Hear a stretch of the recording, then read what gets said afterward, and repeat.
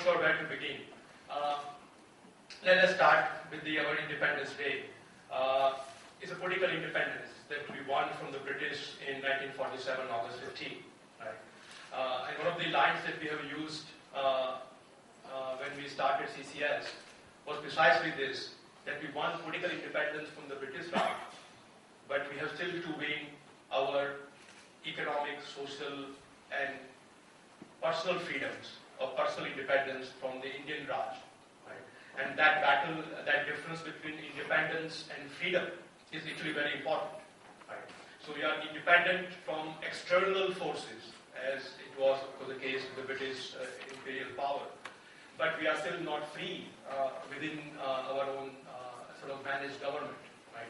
And we have sort of a portal in Hindi where we put our work, which we mostly do in English, called azadi.me. And the byline for that portal is from independence to freedom. Right? I think that's an interesting distinction between political independence and total freedom, and how far we are from that larger goal that we did set for ourselves in 1947. Right? We were not just fighting for political independence at the time. Actually, it's interesting how I came to know about Friedman. Let me ask you this question. Who has ever called Milton Friedman a socialist?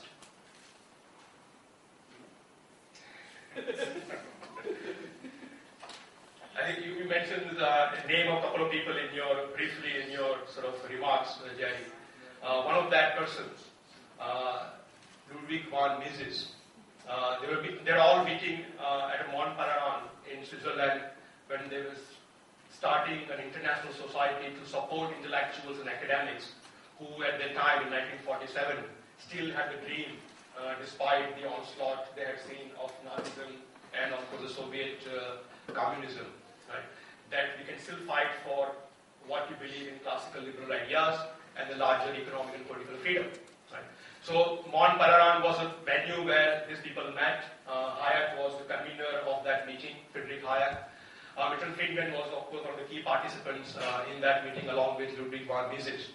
As they were discussing how to fight this battle of ideas, Friedman gave some of the approaches that Jerry just outlined, that we need to argue in terms of the consequences, in terms of the utilitarian arguments, as opposed to the philosophical, more fundamentalist or more libertarian argument to defend our freedom.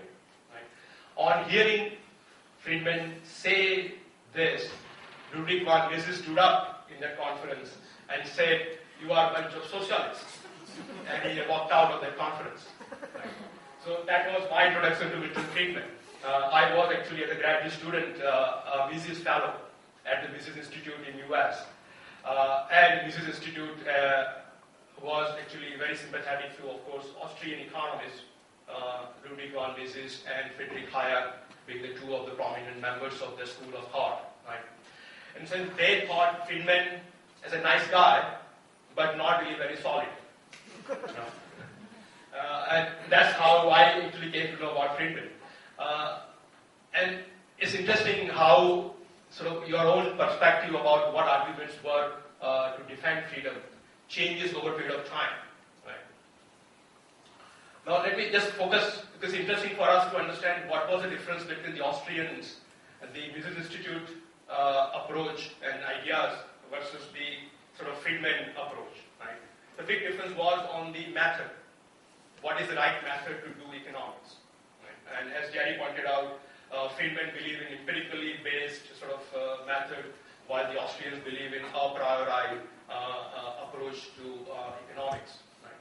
And so method and Triest, which is a big battle that happened in Germany, similar battle between the Chicago school on one end and the Austrian school at the other that happened. I think other important difference was in terms of business cycle theory. So every school of thought in economics, worth its name, has to have a sort of theory of business cycle. How do we explain the ups and downs in market economies, which happen quite regularly, right? And it requires every school of thought to have that sort of understanding of how to explain that phenomenon. So Austrians had the particular way of explaining why business cycles happen. Of course, the Monetary History of the United States, a famous book by Friedman and Swartz, had a different way of looking at the business cycles. Right? And there was very big contention between Austrians and the Chicago school in terms of how to explain the deviation from norm that you see in the market. The third big difference, and that's also relevant to actually what has happened since 2008, the financial crisis, right, and the role of the central bank in that crisis and central bank regulators of the financial system. Right. And that was third point of disagreement between the Chicago school and the Austrian school, the role of central bank. Right. Friedman had argued for a long time throughout his academic career, the central bank is necessary. You can have competition in every other area of economy, but not in the area of production of money. The money is unique, and therefore the production and control of money must be in the hands of a state agency, a central bank. Right? So he, of course, had ideas about how to manage central bank better so that it performs its function the way it's supposed to perform. But he was in favor of having a central bank, while the Austrians generally believed that money was no different than other goods in the economy. And if competition was good for those areas of the economy, it should be equally good in the area of money. Right? So Austrians have been arguing that we should have private banks issuing their own currencies. Just imagine that word. Right? So where you have Citibank rupee notes or Citibank dollars, you would have the HSBC bank rupee notes, HSBC dollars. Right?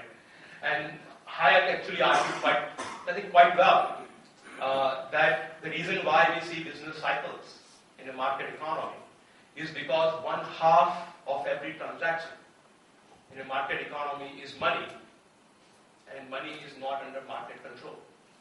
Right? So when you buy or sell, of course you are buying and selling in exchange for money, whatever the money that may be in your country. Right? And since money is not under market control, obviously market would not be a self-regulatory mechanism and would suffer from these ups and downs of business cycles. And Hayek actually argued that the first step in putting money under the market control would be to denationalize money. You know, a very famous sort of monograph for Institute of Economic Affairs in London called Denationalization of Money, and argued that instead of one thing at least we should do is to abolish legal tender laws. Right? Once you abolish those laws, people are free to choose what currency they want to use and in what currency they want to write their contracts. Right? So I could write a contract in India in, say, euros or Australian dollar or American dollar. Right? And the courts in India would enforce that contract, which they would not today. Because legal tender in India obviously is a rupee. Right? So the other party disputes the contract would be settled ultimately in terms of rupees, not in terms of the currency or gold or silver, whatever metal you may have chosen to write your contract in.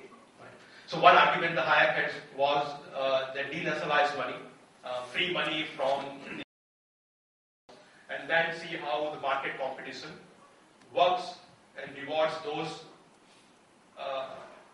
monies which actually maintain their value.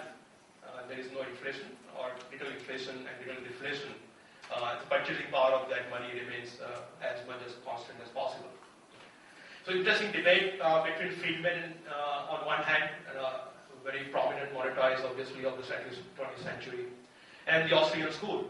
And if you look at this sort of debate that I was privy to as a graduate student at the Mises Institute, you sort of view Friedman as a nice guy but not really very solid, right? On the basis of first principles.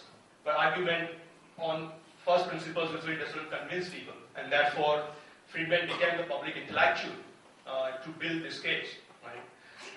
And even though I had read Friedman for a long time, I never met him for quite some time until this conference in San Francisco on Economic Freedom Index.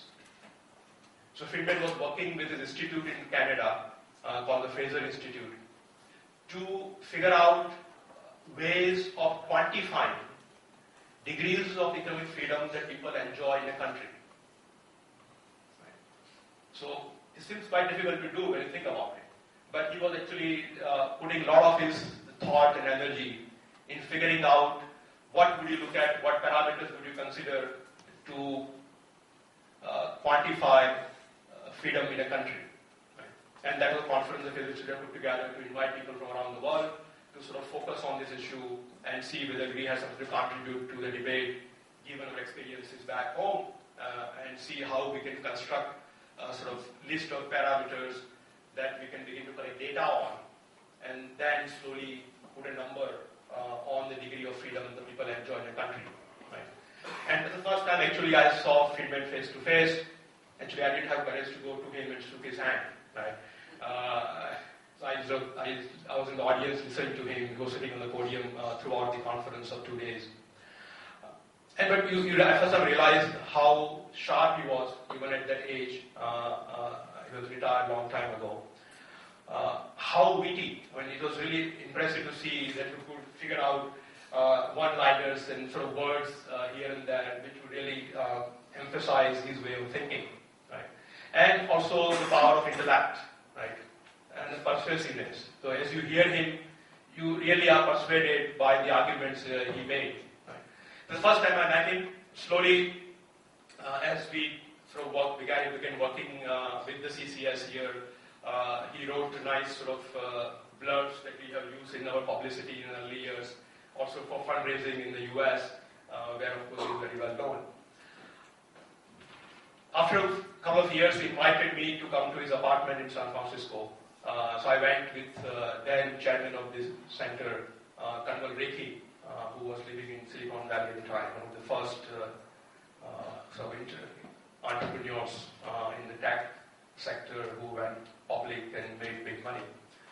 So Kanwal and I went to his apartment, and some of you may see the apartment, a fabulous apartment overlooking the two bridges on the San Francisco Bay. Right? So we were sitting there, and first time he mentioned that he had come to India, and so then I also did not know that he had come to India and written this memorandum to the government of India in 1955. He was actually invited by the government of India.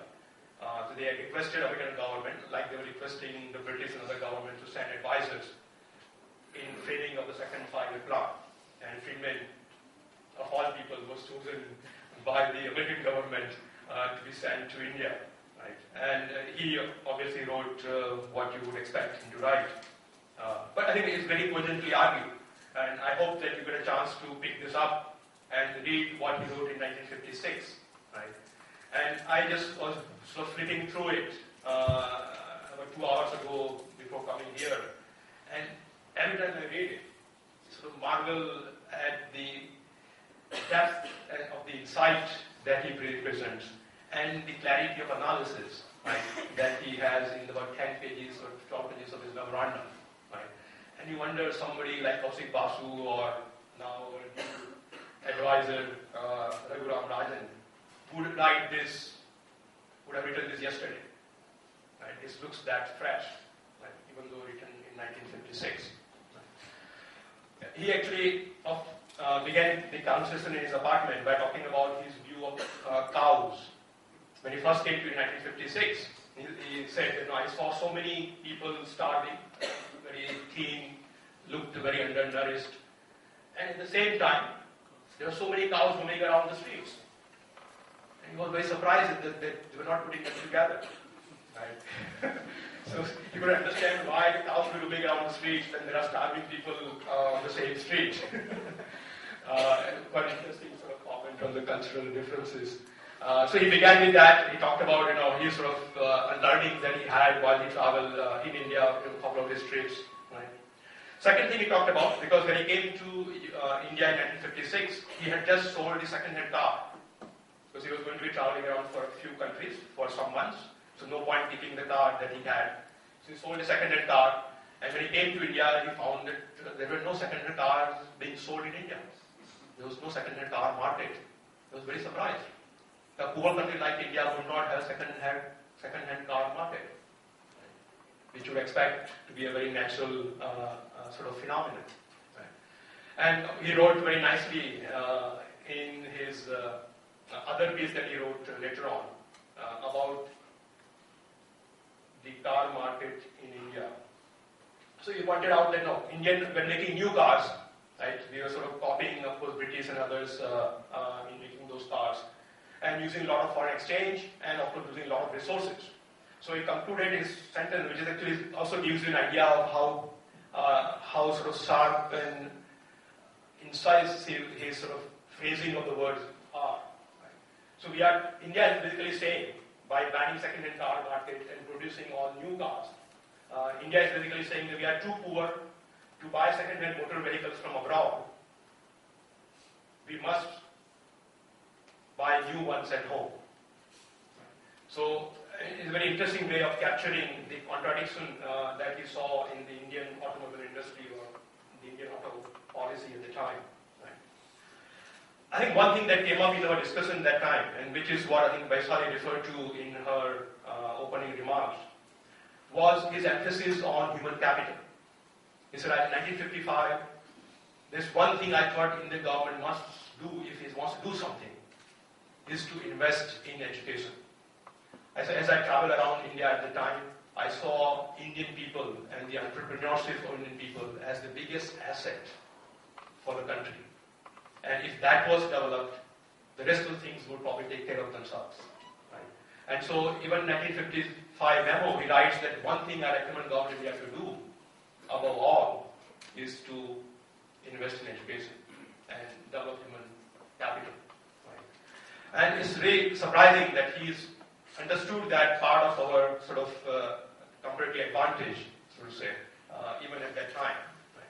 So after meeting with him, and of course I had heard his ideas about school vouchers, read about them, debated them in my grad school.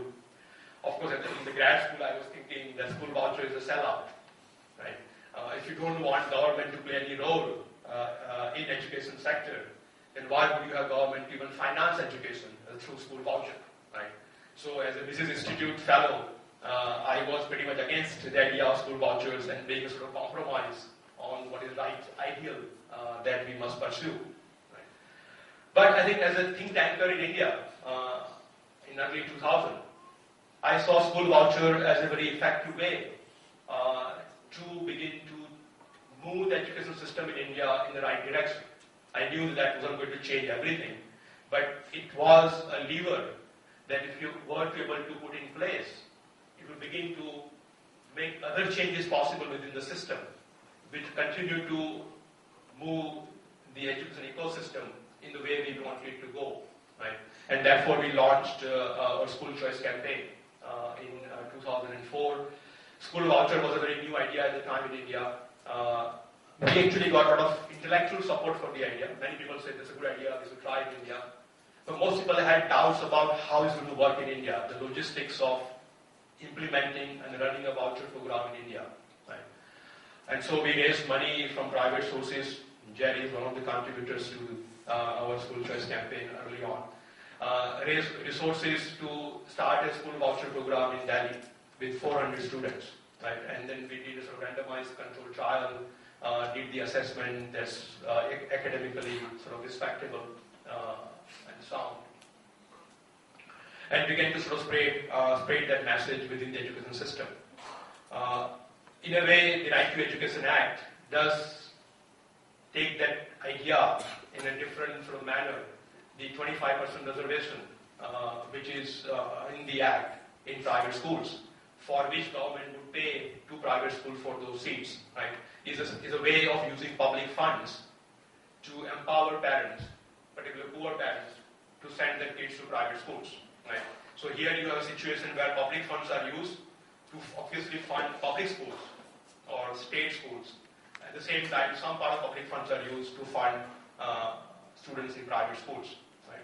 I think that's the basically idea of a voucher, where public funds follow the student and not the school, which is also the byline of our school choice campaign, which is fund students, not schools. Right. And we are hoping that legacy of Mr. Friedman we can build on in India, and his initial desire that one place where governments will invest, if at all it wants to invest, is in education, right? And we are working very hard to make sure that school vouchers become more prevalent, become accepted by the establishment, and at least become a tool to empower poor parents to access better choices and better future for their children. Let me end with that. Thank you.